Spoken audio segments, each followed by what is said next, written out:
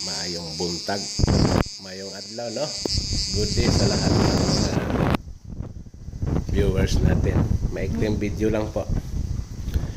Ang vacuum, lost contact ang switch assembly. Ngayon, binaklas ko ang switch niya.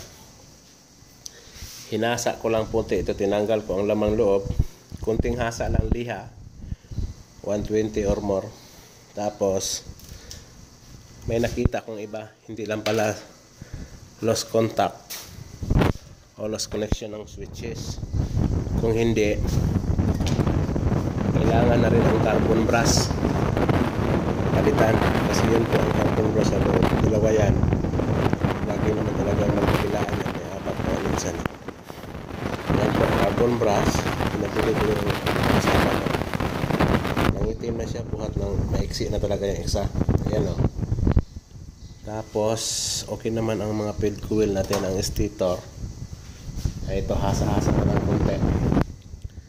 Ayan po, nangitim siya pero kaya pa naman, kaya natin pandarin to kasi buo pa eh, wala pang sign of disorder. Yan eh, yung sunog ba, sunog siya. Okay, ang wiring ko ay pinapalitan ko naman lahat, pinag-swap. Mga fuse natin, hindi naman na pinapalit-palit ko na, may reserva naman kasi. Ngayon, antayin ko lang yung carbon brush nito.